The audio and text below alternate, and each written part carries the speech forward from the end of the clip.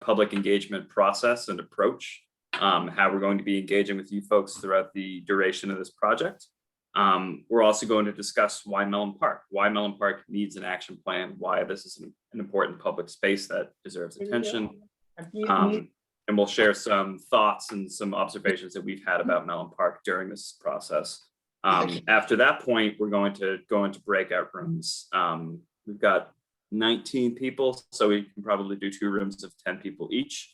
And really the goal of this meeting is to get your feedback and really kind of just sit back and listen to what you folks want to see, just at least in this initial interaction. And then after that, we'll report out and kind of let everyone know what the next steps in the process are going to be. I can do a break. So jumping right into it. So this process is going to be led by the Pittsburgh Parks Conservancy, which comprises of myself, Brandon Riley, and the Capital Projects Manager at PPC. And I'll be kind of in the project lead for the project. And here with Gavin White, our Community Projects Manager, and he's going to be a project planner and an integral piece to this, as well as some other internal support we have for the various people with certain expertise that we have in-house. But our role is to be leading the design and the community engagement of this action plan, partnering and working hand in hand with the City of Pittsburgh, primarily the Department of City Planning, the Department of Parks and Recreation, the Department of Public Works, and the Department of Mobility and Infrastructure.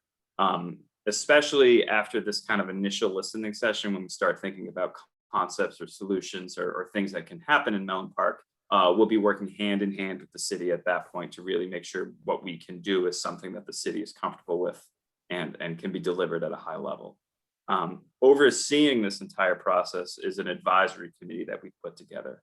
That advisory committee has representatives from each of the city departments that I just mentioned, as well as Friends of Mellon Park, PWSA, Alcosan, Port Authority, and then various other community organizations and stakeholders in and around Mellon Park. It's a large advisory committee. It has about 40 members in it, which is big for a park project, but it just goes to show the importance of Mellon Park and how it touches so many different communities and has so many people with a vested interest in it.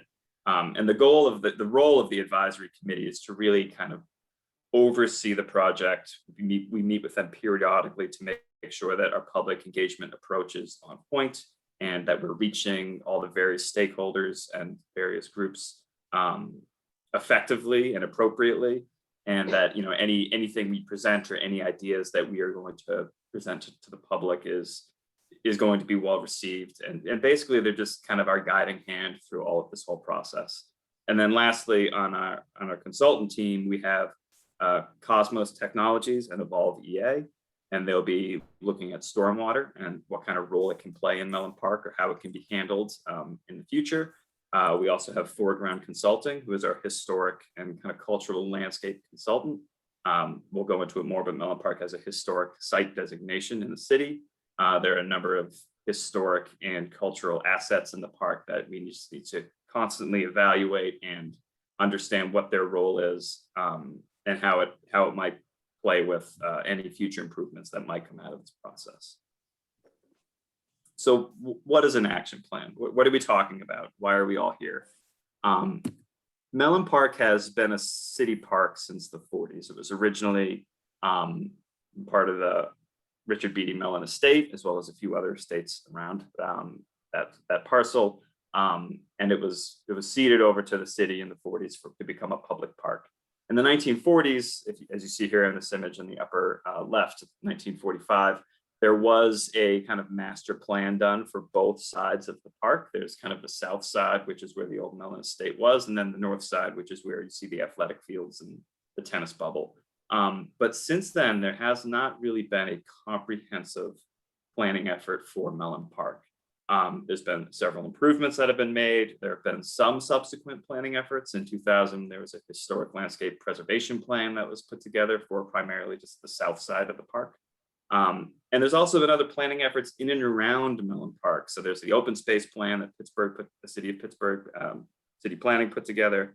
There's the Green First plan, which looks at citywide green infrastructure, and a number of other planning efforts that have an effect on Mellon Park, but again, don't look at the whole park comprehensively. So there's a lot happening, and a lot has happened since the 1940s. So it's time to look at Mellon Park kind of as a whole, to look at both sides of the park, understand how they can complement each other, and then what role they kind of play in the future, in contemporary times for contemporary uses for the various neighborhoods that are around it. So the goals of the action plan, one, as we just kind of mentioned, is to create this unifying vision to make sure that the parks don't feel separate, that they feel as one contiguous park, and that any improvements that might happen are done in line with this vision of Mellon Park and what it is now and what it can be in the future. The action plan is also going to identify and prioritize what those future improvements are, understanding which ones should happen first, which ones might have to happen later, and kind of create a roadmap for implementing this plan over the next 5, 10, 15 years, however long it takes to fund and implement the improvements. The action plan is also going to identify and leverage and try and understand other projects in the area that are happening now. There are several things happening in the city. There are infrastructure projects. There could be intersection projects to improve intersections for pedestrian safety or bike lanes, stormwater projects, other development, other park projects in and around Mellon Park. Understand what those projects are, what those plans are, and then how can they bring benefit to the park? And are there ways to kind of marry those projects and time them appropriately where it's beneficial to both? This project is also going to focus on equity and inclusion. There are a lot of different stakeholders from a lot of different diverse neighborhoods in and around Mellon Park, and we want to make sure that every person has an equal voice in this process and is heard, and that their concerns are understood and met to the greatest extent possible. And lastly, we want this to be a community-driven process, meaning that this only works when the ideas for improvements and the vision of Mellon Park comes from you folks, and you tell us what you want. It can't be handed to you. It's not our park, it's your park. So we really need your input, your engagement to make sure this is successful. And along those lines, we also want to just be kind of transparent and upfront that we really want this action plan to be realistic, and in the sense that there are going to be constraints that we're going to face. There are certain protections for certain elements of the park that are a reality. There are going to be certain limitations for funding in terms of capital improvements, or things that the city has the capacity to maintain or can't maintain. What's important for tonight's meeting to understand, though, we're going to deal with that later. We just need to know right now your kind of unfiltered thoughts, your concerns, your ideas, what Mellon Park means to you. And then once we have those, we can try and marry that with some of the constraints or the challenges that we know we'll be facing. But at the end of the day, we want to create an action plan that is implementable, that you can actually see action, and not something that's sort of pie in the sky and will never come to fruition. So with that, I'll hand it over to Gavin to discuss our public engagement approach. Thanks, Brandon. As Brandon mentioned, this is a community-driven process, and that requires a good deal of public engagement. We've sort of laid the groundwork with our advisory group, but this is really the first time we're reaching out to the public broadly. It by no means will be the last. We intend to be out and about often and everywhere in order to hear from as many people as possible. We follow the city's public engagement principles that the city planning department put together. So we want to be open with our communication and transparent. If you feel like we're not sharing something, or there's information that you'd like to learn more about, just ask. It's, you're partners in this process, and we want you along the way. In fact, can't be successful without your input. And so we want to, again, maximize that input and participation. We hope to be able to, in addition to having some of these less exciting virtual meetings, we recognize we want to be, out in the park, at events, talking to people using the space and communities nearby in order to get as much feedback as possible. That really starts with you all and getting to know you, the people really engaged with the park, and building a foundation of trust so that we can reach out broadly, and we hope you can share these efforts and get others, your neighbors and your friends, enemies, whoever, to provide their feedback as well. Again, it's really critical, we think, to center equity and fairness in order to make that trust possible, and that's going to take acknowledging some real issues that have roots in and around Mellon Park and the various inequitable investments that have taken place in the past.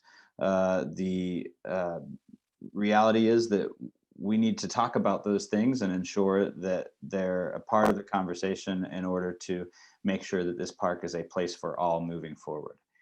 Finally, in addition to the city's principles, we have added the principle of fun, because again, I don't want this to all be cut and dry and boring for you all. A park is a place to play, and we hope that this planning effort is enjoyable in kind. Here's a not so terribly fun diagram about all of the ways in which we intend to engage with you. And so this is really just to say, though, that we want to reach broadly and try all sorts of different methods to reach out and get input from you and from others, so that we can build as valuable a plan as possible. So that means multiple public meetings like we've done this week at various times of day, and hopefully accommodating various schedules. That means a survey, which we'll talk about later on online, being able to do that survey in person at the park and other events. We've got some informational videos that we hope to create, starting with a sort of introduction that you'll see online, but diving into specific topics later on in the year. We hope to have an informational kiosk in the park itself, so that if we're not there, there's still some information about the project that people can come across and provide feedback at. Also, again, digging into other specifics like programming in the park, or art, or ecology, things that we might find through this meeting are really important for you all. We want to have specific meetings about those topics with key stakeholders, and we're going to use a variety of virtual and physical tools to do all of that. Again, we're really at the beginning of this process. We did a lot of work at the beginning of the year to make sure we know what we're talking about before we came to you all, and that included vetting these ideas and these presentations with the advisory committee a few times before meeting with you.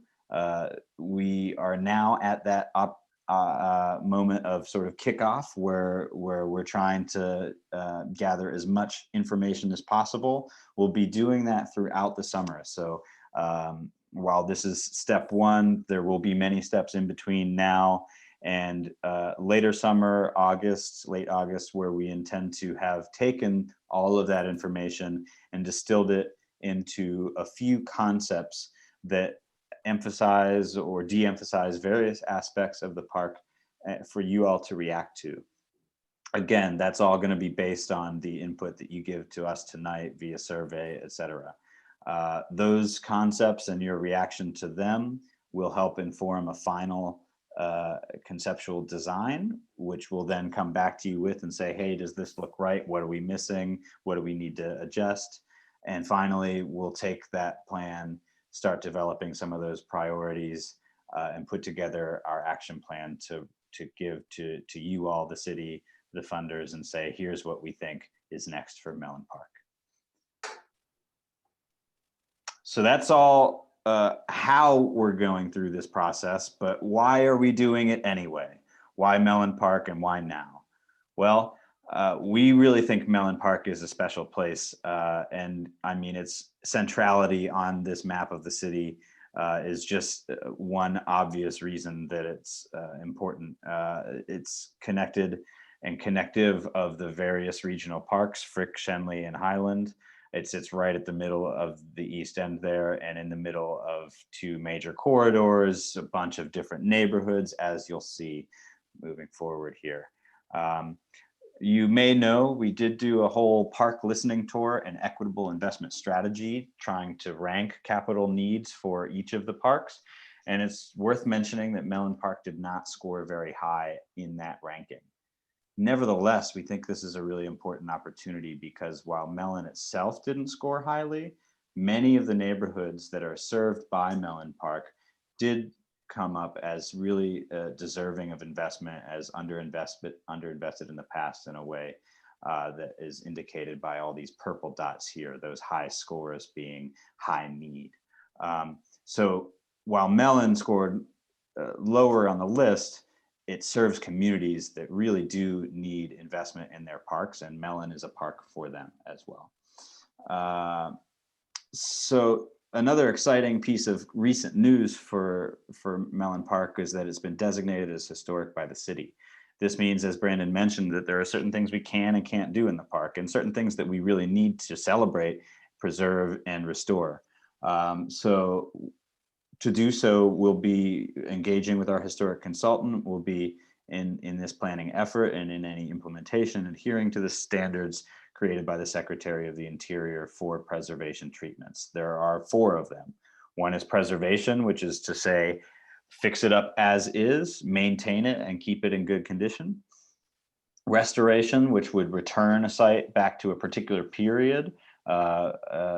Reconstruction, which is necessary for sites that are or amenities that are really damaged in a way that require a rebuild, but to that same standard.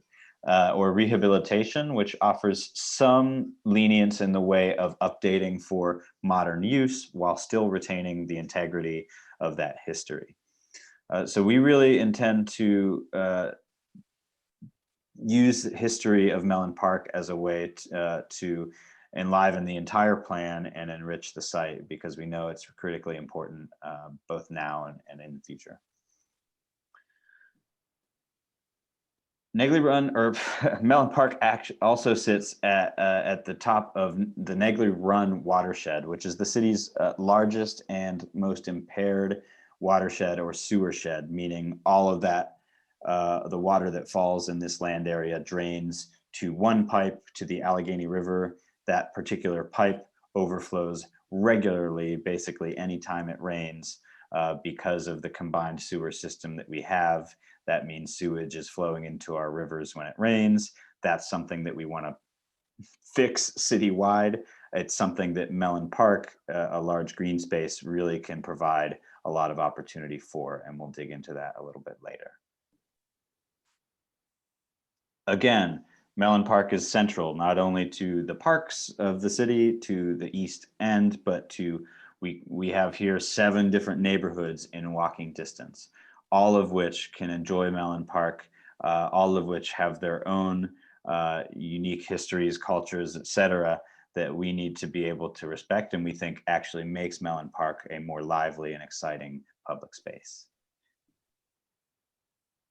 There's also a lot happening around Mellon Park right now. So Westinghouse Park and Homewood Park are in their own planning processes. We can think about the various amenities at those parks and how they interact with the spaces here. Liberty Green and River Roots were just opened, a really cool new park space over there in Larimer. If you haven't checked it out, I suggest you do. It's pretty exciting. Some infrastructure development happening at Bakery Square, at Giant Eagle. I know there's planning not even listed here about bike lanes and Shadyside that may well connect to Mellon Park. There's just a whole lot happening, and as Brandon mentioned, we're going to want to leverage those projects and those planning efforts to make sure that all of it is working together. So again, another image showing how central Mellon Park is. It's accessible not only to those 7 neighborhoods by foot or by bike or what have you, but also reasonably accessible by city members across Pittsburgh through public transit. So lots of different lines that intersect with Mellon Park and make it a pretty easy place to get to and enjoy. Same is true of the city's bike network, right? So there are, these blue lines here, relatively complete bike amenities that all can get you reasonably quickly to that space. So with that, the sort of bigger picture, I'm going to dive in and we'll talk a little bit more about the particulars of Mellon Park and why this is such a great opportunity right now. Go ahead, Brandon. Right. Thanks, Gavin. So yeah, diving in and, think Mellon Park has many people kind of see it as a tale of two parks, two different type of parks. So on the south side, where the walled garden is, or the Phipps Garden Center, people generally refer to that as the historic side, or the passive side, or Upper Mellon Park. The north side of the park, where the athletic fields are, the tennis bubble, people refer to that as the recreation side, the active side, Lower Mellon Park. For our purposes, we're just going to call it Mellon Park North and Mellon Park South, just use directions, because I think you'll find that there's a lot of overlap in what some of the uses are on either side of the park, which we'll get into. So we'll just use those to kind of determine, directionality, but really we want to look at Mellon Park as a whole, and how do we make it feel like a whole. And this diagram just shows some of the labeling that we've used, how we've kind of delineated some of the spaces that you see in Mellon Park. It's not important we don't have to go into too much detail in it right now, but you'll see these throughout the presentation, and then again in the breakout rooms. But the goal here is really just to start talking about some of these spaces using the same language. It's open to interpretation. We can adjust based on some people's thoughts, but really this is just to kind of orient everyone, so we're talking about the same thing and we're all on the same page. So some of the observations that we've noticed with Mellon Park and why this action plan is important from a park scale perspective is access, and how do people get here, and what are the challenges or opportunities that are there. So one of the first things you interact with a park is the edge. It's before you even step foot in a park. The way that park edge reads can tell you a lot about the space, and whether it's inviting and whether it's obvious to anyone passing by that they can come in, or if it feels uninviting or discourages use. So we've categorized kind of three edges that we found at Mellon Park, which we'll show on the next slide. But the images on the upper left are what we're calling park edges, where they're these wide open kind of green spaces with very clear open views into the park, where you see basketball courts, play areas, ball fields, benches, things like that, things that read as a public park. It lets you know if you're driving by or walking by, just looking at it intuitively, that that's a public open space and you're invited in if you want to go. But there's also what we're calling ambiguous edges. These images on the lower left-hand corner, you'll see on the Mellon Park South along Fifth Avenue.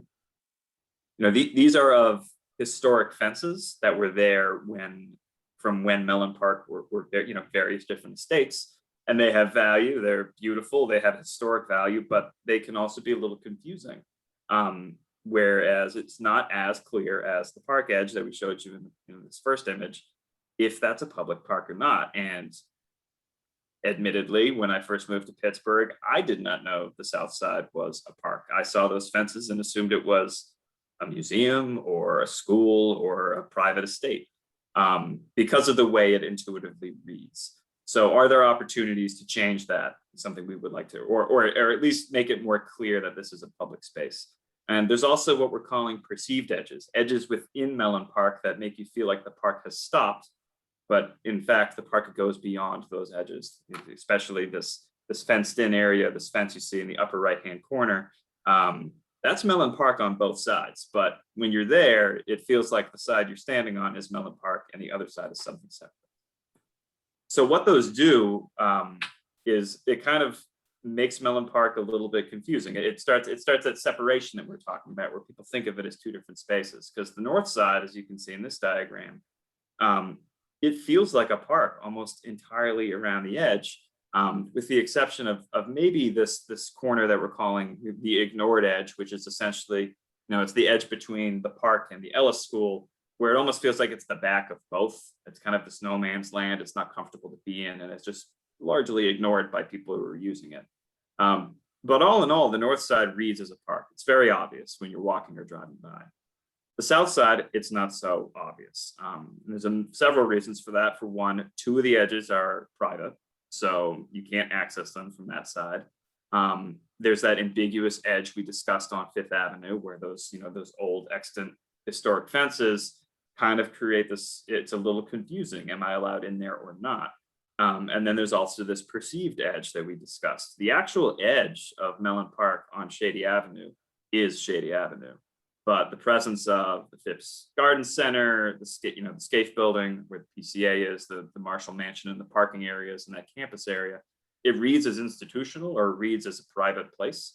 So people perceive the edge to be the back of the walled garden and that fence, but in reality, this whole thing is part of the park.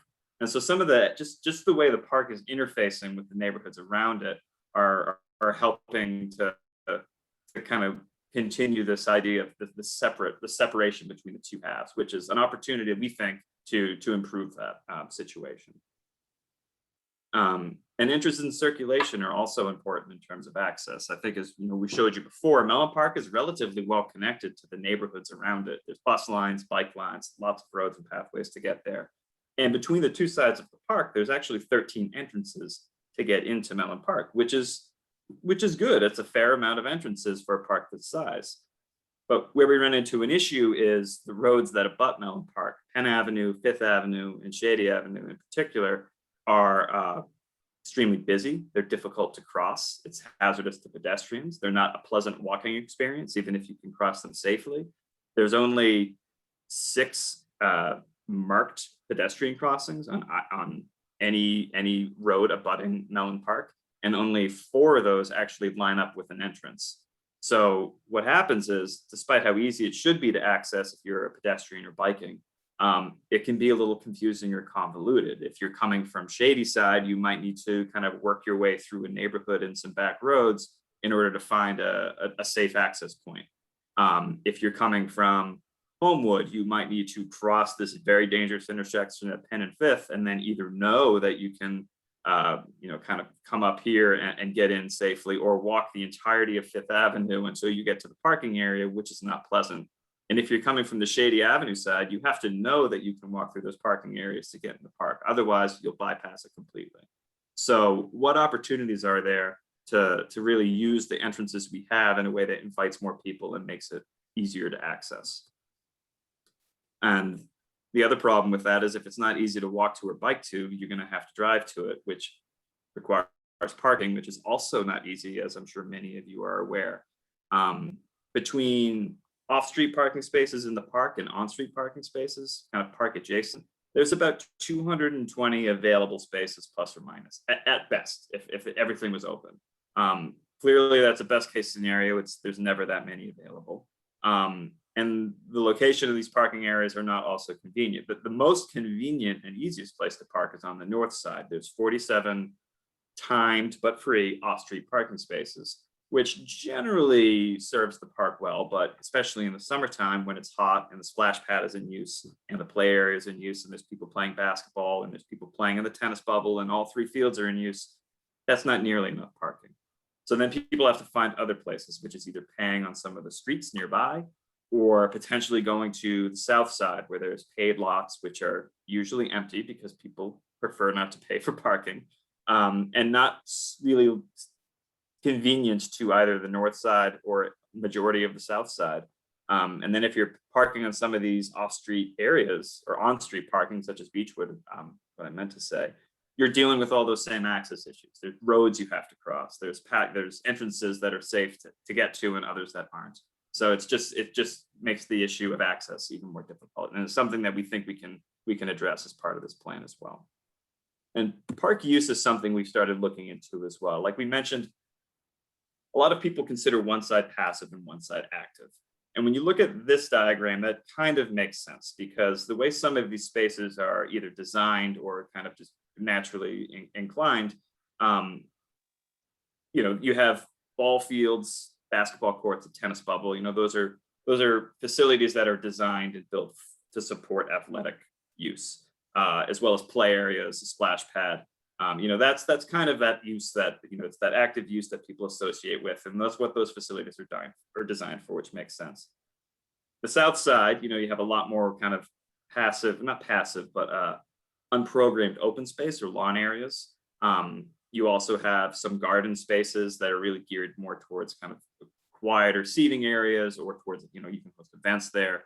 And then you also have the Phipps Garden Center, the Scaife Building, and the Marshall Mansion, which, are geared more towards education and classes and things of that nature. So looking at it that way, there's a passive side and an active side. But what we want to kind of do as part of this process is just sort of get rid of that idea of active and passive and just focus on activity, because active and passive aren't as clear cut as it seems.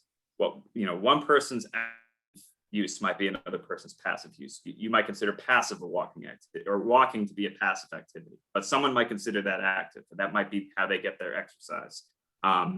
These informal open spaces on the south side, a touch football game that just, that can be as active and loud as a formal football game on the north side, or sledding on the south side in the wintertime. That's an active kind of rambunctious use. So this whole idea of passive and active, those categorizations aren't important as much, but really activity is what we want to focus on, and how are both sides being used, and what activities can they support. So what this diagram shows is these are the activities that we've seen when we've gone out there. It's not one side's not being used more than the other. These are just the various spaces that we just highlighted. What activities have we seen or that we know occur there? And what's interesting, and when you look at this diagram, is the north side, what people consider the active side. A lot of those spaces, those ball fields, those basketball courts, the tennis bubble, they're kind of a single active use. There's only like one activity, maybe two, that you can really do there, with the exception of maybe field one, where it can support soccer and football and baseball, and some other uses that you may or may not should be doing there, such as dog walking.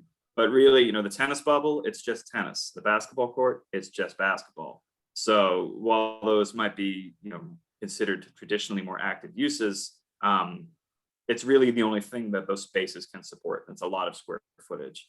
The south side, on the other hand, what people consider to be more passive, those spaces are actually a lot more flexible and can host a lot more different types of activities. Picnicking, dog walking, yoga, events, informal games like Frisbee. A lot of those spaces can hold a lot of those different things.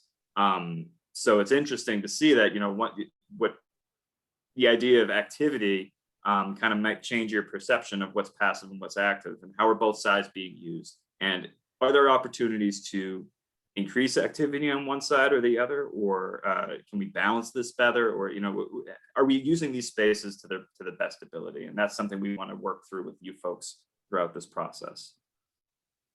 And then in the evening, things change again.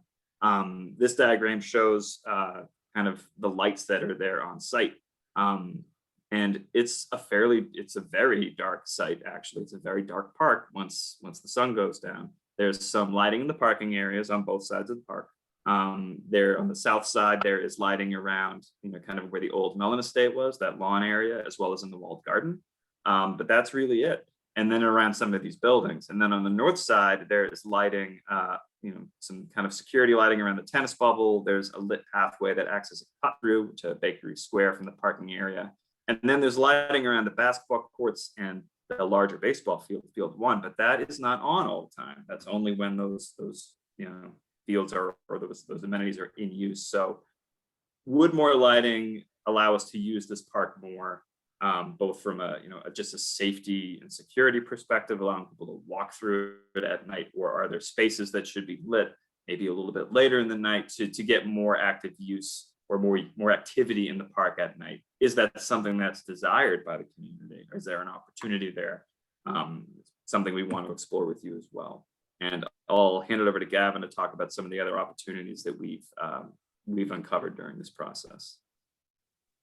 Gladly. And we mentioned history earlier, and I bring it up again here with this map, just to show that we know the principal portion of the southern half of the park. It makes up the Mellon estate. We still have those existing garden spaces, the walled garden, which has been lovingly restored, the terraced garden, which is in need of a loving restoration, and the entire circulation pattern and sort of landscaping of most of that portion of the park. It does, in fact, though, include some other estates, notably the Marshall Estate, the Scaife Estate, where the existing sort of art buildings uh, get their history, and the Phipps Garden Center as well, a part of the Mellon Estate. But we also have the Frew and Darcy estates here in orange and green. And then on the other side, this Carr Estate, which had a series of buildings, as well as a piece of history that I'm trying to learn more about, this Point Breeze Hotel, which I'm told was a sort of waypoint at the end of a sort of day-long trek out to the countryside way back in the day, when this was country and not city, and which gave the name to Point Breeze and North Point Breeze neighborhoods. So the other piece on this map I'd just like to highlight again is that historic Negley Run, where waters flowed through the northern side of the park and along Beechwood Boulevard, and a pond that was designed by the Olmsted brothers, a famous pair of landscape architects for the Mellons. Moving next, we have art, which again suffuses both sides of the park.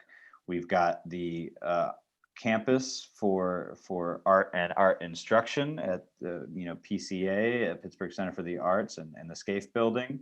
While the history or the future, I should say, of those spaces are a little unclear, it's certainly something that we need to consider in this planning process. And we know that at least the Scaife building has been dedicated to arts formally, and we want to continue that tradition. The same is true on the northern side, though, where we have this sculpture walk with a variety of sculptures along that loop in the corner between 5th and Penn Avenue. And again, other installations like the walled garden installation by Janet Zweig, and some PCA artworks as well, which are really great examples of artwork in the city. We want to be able to use that and use art as a means of connecting both sides of the park. Another thing that connects both sides of the park and all parts of the city and our planet is nature, right? Trees being the principal example here. Another big piece of new news for Mellon Park is that it's now an arboretum, the first in the city, or at least city's public spaces.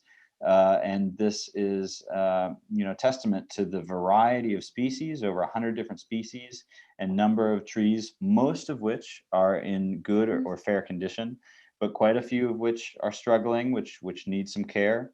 And in any case, in any park, it's really important to think about the succession of these trees. They'll live a long time, a lot longer than you and I, but they're not going to live forever. So we need to think about, as those come down, are we planning for the future of this canopy in terms of planting new?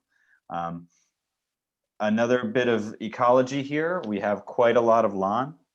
Some of that, again, is really part of those sort of curated landscapes, and some of it is really functional from a flexible use perspective.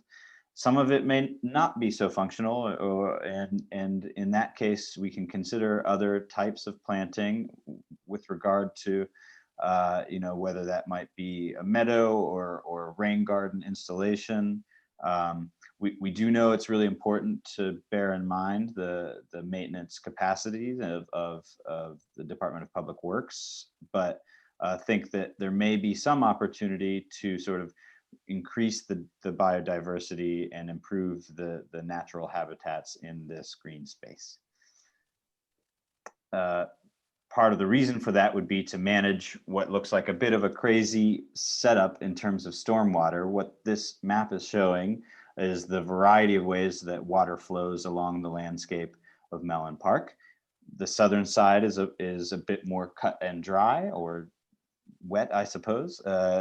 Both sides of the park really shedding water from the high point that is the old Mellon Estate down to Beechwood and down to 5th Avenue. The northern side is a lot less clear. The water kind of runs every which way depending on the surface, whether it's a ball field running back to the outfield or the hillside running down to the parking lot. That story is one that we'd like to tell a little better and also manage using green infrastructure and other amenities that could also, as this diagram shows, help alleviate the larger system, pooling water from the drainage area above and keeping water or detaining it and releasing it slowly into the system beyond and toward Negley Run. Again, trying to help solve those bigger citywide issues.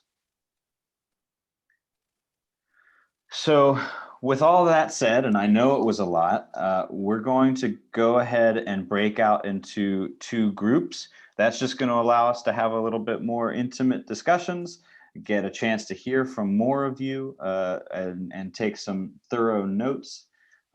We'll have those conversations and then we'll come back with the full group and hear about what we've heard, make sure we're not missing anything critical, have some opportunity for sort of last minute questions, and then talk with you all about the next steps.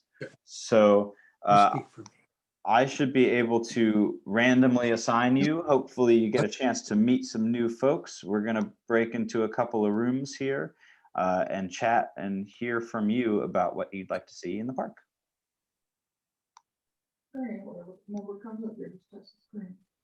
Join breakout room. There you go. Yep, press that button and we'll see you there.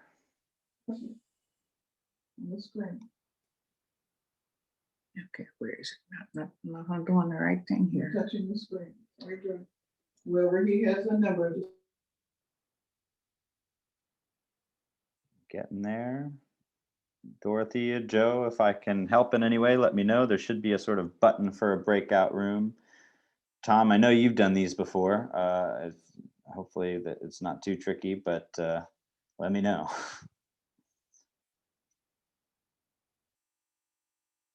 Okay. Can I help you there?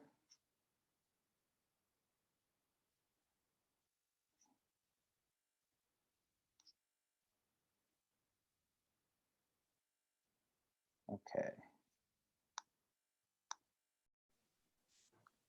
Hello all. Sorry, it took a minute to get everybody into the rooms, but I think we're here.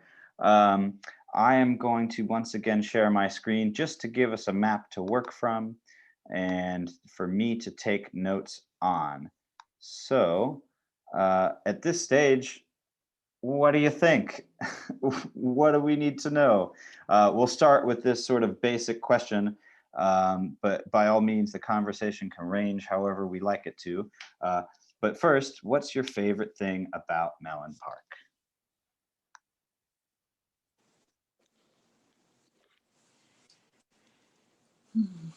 Don't be shy. We like to use it for sledding in the winter. Yeah, all right. A reason for keeping those fences, perhaps, we've heard.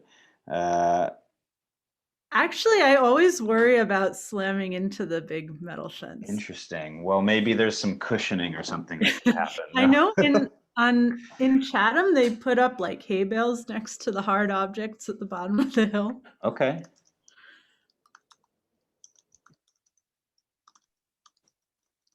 Other favorite things. I know we have several people who love this park, so I'm not going to be shy about calling on you to tell me if need be.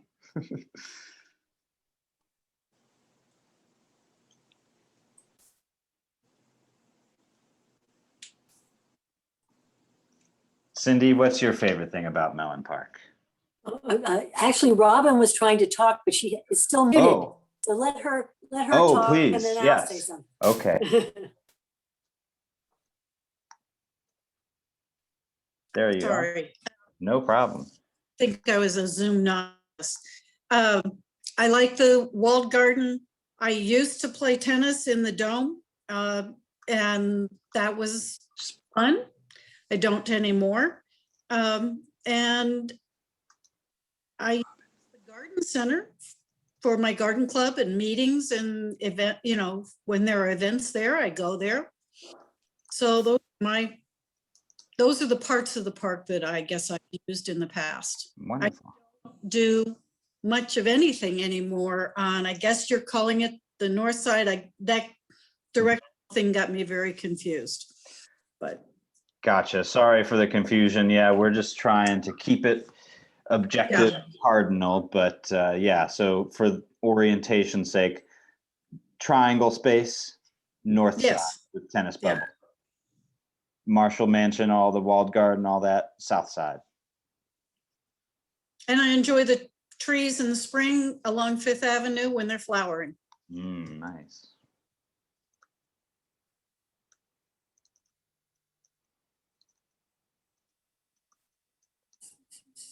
So I love the serenity of the south side of Mellon Park. I love the landscape. I love to be able to just be away from a lot of hustle and bustle. I think it would be really great if the part of the north side of the park could cultivate more of that atmosphere. There's a very large part of the park that that is not developed. And it's trees, and it while it's bordered by Penn Avenue and Fifth Avenue, is there a way to make that a more serene space? A good challenge indeed. You're right.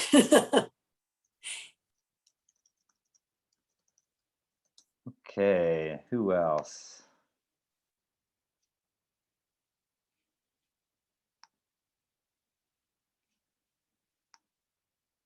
I don't want to pressure anybody. Would we rather talk about your least favorite part of Mellon Park? We can move right over, but I feel like there's got to be more than this.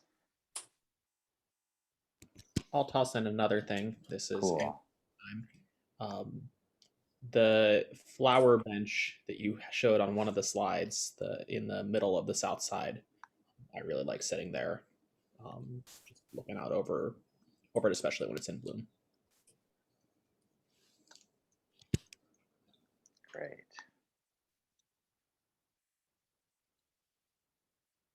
Philip, as a planner, what do you think about Mellon? What's something you like about it? I like that the park has a variety of, I guess, different landscapes. You have, the fields. You have you have the arboretum, the rose garden. I guess the north and south sides of the park have their different characters. The north side of the park actually, it's kind of cool to see some of the, I guess, the development and buildings around it. So like when you're tossing a frisbee around the field, you see, church steeples, you see Bakery Square, you kind of feel like you're in an oasis in the middle of an urban environment. Whereas, the south side is completely different, and it's just really cool how you can fit all these different types of park features in such a small space in the middle of the city. It really kind of makes it feel like a regional park more than just something that serves the nearby neighborhoods. Great. Okay, with that, if last chance for favorite thing, and we can come back to it. But any thoughts, or we'll move on to least favorite. I just want to say I don't think we should underestimate when I love that map you showed of all the parks, and it's really what Philip just said. We shouldn't underestimate that there wasn't a whole lot. There's nothing in Shadyside. The closest parks are Frick. And that's a whole other kind of park, but this really is an oasis. I think that is really something to be remembered, and that plays on a lot of what people are talking about here, but it is exceptional in that way. Indeed. Thank you. Okay, so we know it's a wonderful, beautiful oasis. We know it's got some issues. So what might those be? What do we need to be mindful of moving into this planning effort? Fifth Avenue is terrible. Yep. So far, this is our third session. That has been the first comment at each. Glad to be of service here. Yeah, it doesn't feel like a unified park. getting access to the park from Shady Side is really not good. I bike and I walk both, and both ways are not pleasant. Yeah, I think that is the biggest problem with the park today. Fair and common. What else? I think, as was mentioned earlier, there's kind of a, with the fencing around the southern part of the park, it doesn't necessarily feel open unless you know what's there. So unless you're really, making Mellon Park a destination, you won't know that you can just walk in there like you could on the north side. Mm-hmm. Mm-hmm.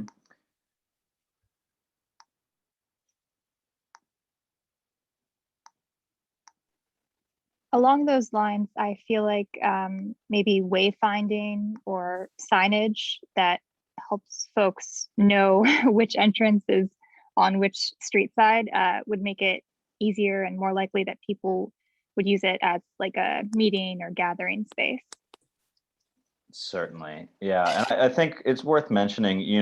We showed that map of the edges, and it on Beechwood Boulevard there's a fence, but it feels like a park because relative to the context, it's it's see-through, it's fairly open, you can see that whole hillside, and it becomes clear that that's a public space. So it's not the walls or fences themselves that are necessarily an issue, but there is no signage there. There is no sort of path linking you directly from the north side to the south side.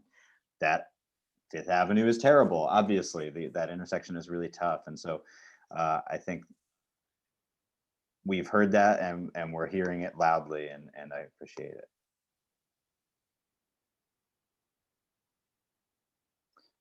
What else?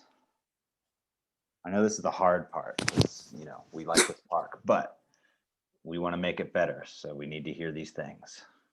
So I run through the park almost every morning. But I was just realizing, I don't really think of it as a destination for running. It just happens to be a convenient turnaround. And I think it's because I come in from the sort of the Bakery Square, or not the Bakery Square. Well, what's that side? Yeah, the Bakery Square side, let's say. And then I just run a little bit through the ball fields, and then I'm in a parking lot, and that's not fun. Actually, this is a side note, but there's no direct sidewalk from the path between the baseball fields to Fifth Avenue. You have to cross through the parking lot, where it's really just like the middle of the parking lot. And then I run, and then I go through the parking lot, and then I turn on Fifth Avenue, and then I'm technically at the edge of the park, but it doesn't feel like I'm in the park anymore. So it's just maybe 1 minute of feeling like I'm in a park, even though I cross through it every morning. That's a really good point, and I appreciate hearing that full experience. Thank you. Okay. Other things. We know the terrace garden is in bad shape. Maybe it's not your least favorite space, of course, but it needs help.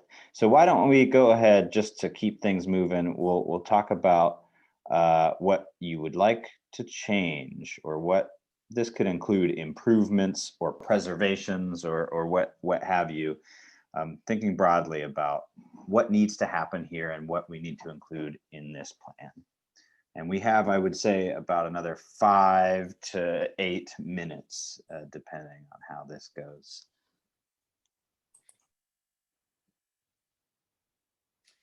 Well, I'm not a dog person, and so I'll be honest, I sort of avoid that part of the park where people walk their dogs. And if you could, so I know for sure, which part of that do you see it as? I guess it's the part between Beechwood and the walled garden in my mind. That's okay. Kind of fair game. There are dogs there all the time. Mm-hmm. Or at least, so I avoid that area. I've been thinking that park is somewhat conducive to the artwork that's there.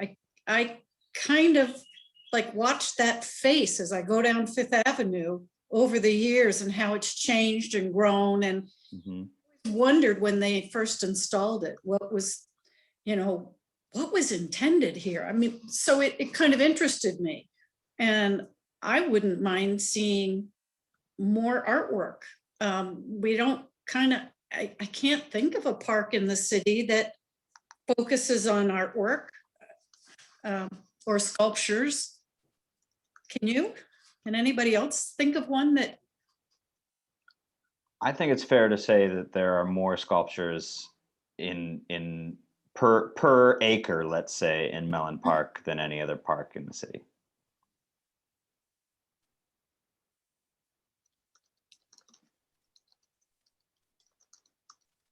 So one of the things that makes it hard for me to enjoy some of the parks in the city is the lack of things to eat. And so Shenley Plaza, I love the kiosks there. Sometimes the food can be better or worse, but I think some set of kiosks in some part of this park would be a really attractive feature to get people to go to the park as a destination. With the current configuration, I'd probably put it roughly in the vicinity of the parking lot, but I don't really have a strong feeling about it.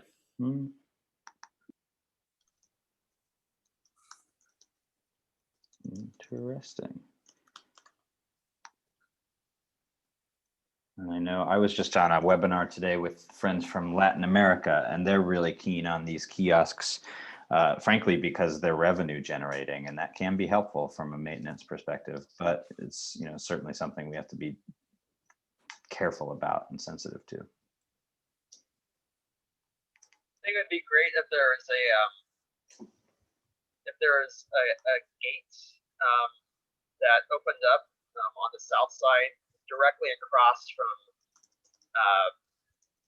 just west of the tennis bubble, so that you'd have kind of like an opportunity for a crosswalk that would kind of connect the north and south sides of the park, other than the crosswalk at Beechwood. That would kind of visually connects the two sides of the park a little better, and I think improve the flow between both sides. Indeed, we have thought about that as well, and it's Fifth Avenue is a state route, so that's those layers of reality that we'll be thinking about later. But but some means of better connecting the sides, whether it's a new crosswalk or an improved at the Beechwood section, for sure is absolutely on the table. So in the department of very expensive things that probably won't happen, in that same area, either tunneling Fifth under a very parky section or building a nice big wide green bridge would make this feel like a truly unified park. Of course. It sure would. Do you volunteer as campaign director for the millions of dollars that'll take? It's not off the table yet. Let's put it that way, and it's worth thinking about those kind of ideas, at least at the outset.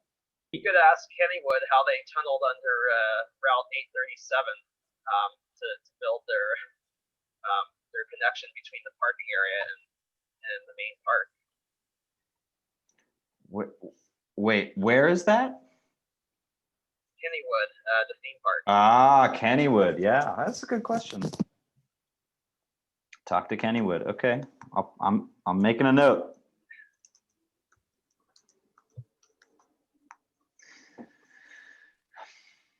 Anything else?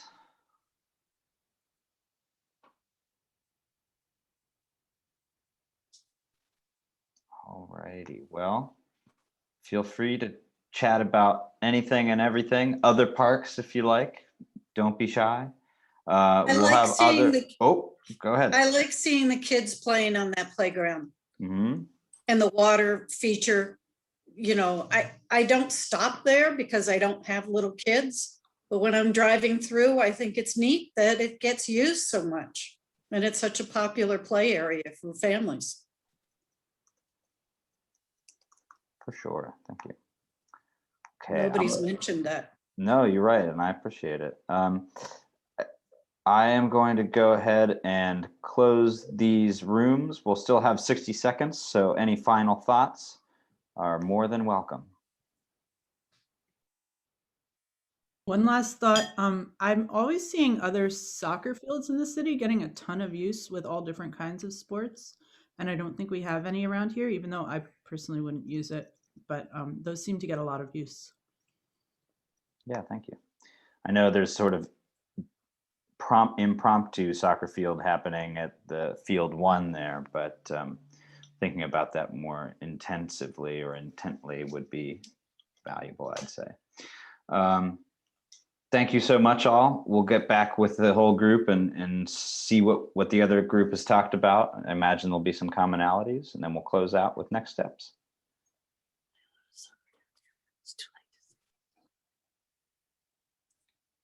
And it's never too late. I heard a whisper, you go ahead and add it in the chat or something. We'll capture it one way or another.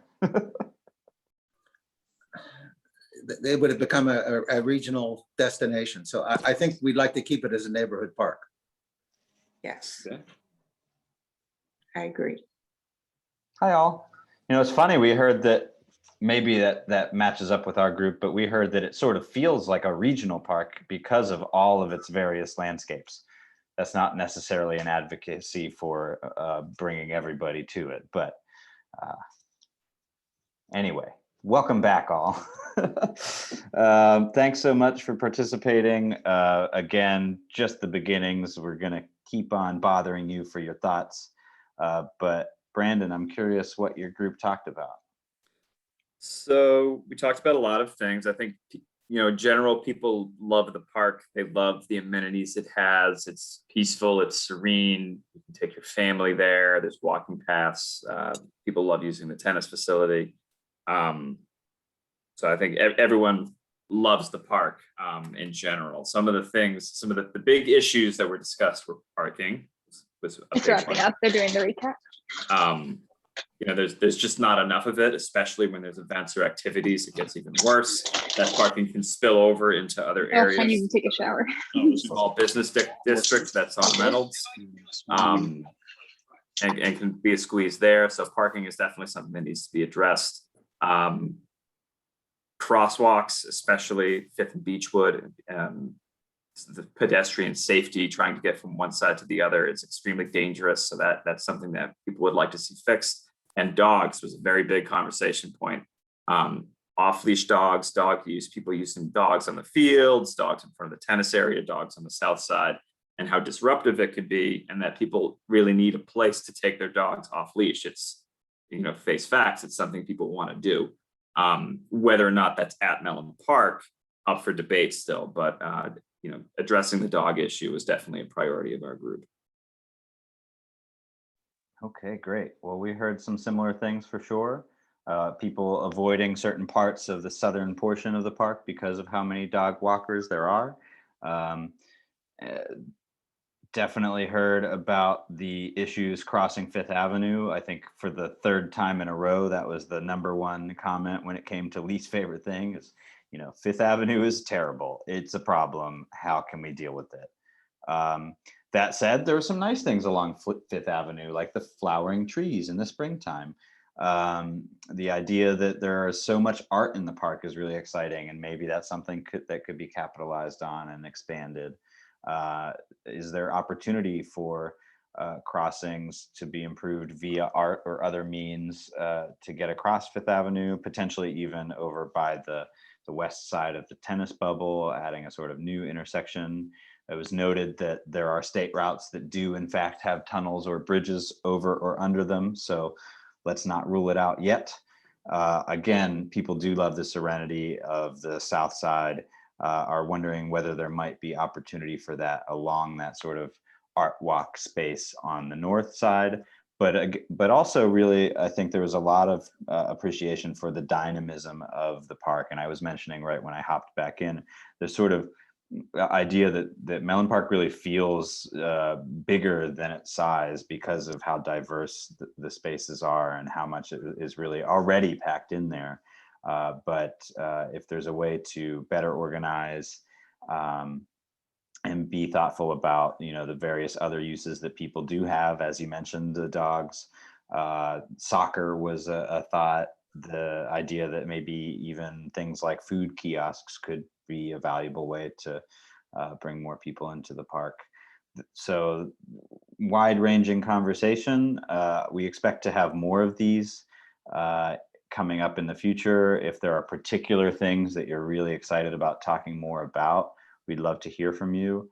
We're going to be thinking about how to develop, again, some sort of specific focus groups. So maybe we say, hey, we're going to have a Mellon Park dog battle royale. Let's talk about it because we need to, and we need to get a sense of really what makes sense for this space. We know that there are limitations like the hilliness of the south side, that there needs to be a certain amount of area. There's already a lot of use of those fields. So it may be a challenge, but it's a challenge that we want to undertake for the sake of making sure that it doesn't persist as an issue, but becomes an amenity. So in terms of gathering that feedback, today was a great start and we really thank you for it. We'd love it if you'd also be willing to fill out a survey. So you can go to this Engage PGH website, which is where you can find all of the city's planning efforts. I'm going to go ahead and put the link in the chat here in a moment. Also, again, please feel free to reach out to me directly with any of those thoughts that you may have, and we'll have that email here in a second. This was our last of a first set of meetings. There will be much more. We're gonna, I know, be in the park for a celebration around Juneteenth. We're going to be trying to meet people where they are in their communities. We're gonna intend to be out and about as much as we can to keep gathering feedback as we begin to throw together these concepts for you all to react to in August. And I think that's what we've got. Brandon, other parting thoughts? Let me go ahead and get this link here.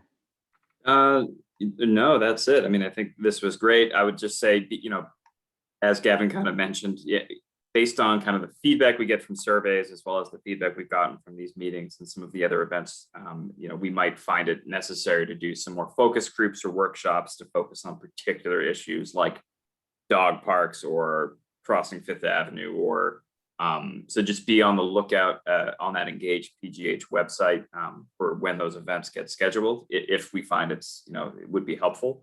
But otherwise, continue to send us feedback. Gavin's email is here. You could also find my email on our Pittsburgh Parks Conservancy website. And we're always open. This isn't just the only time we want to hear from you. Feel free to give us any feedback you have from here on out through the process. And other than that, we look forward to hearing from you again and seeing you all again in our future engagement sessions coming up when we have concepts to talk about as well. Thanks so much, all. Have a lovely evening. And let's close out here. Thanks, everyone. Thank you.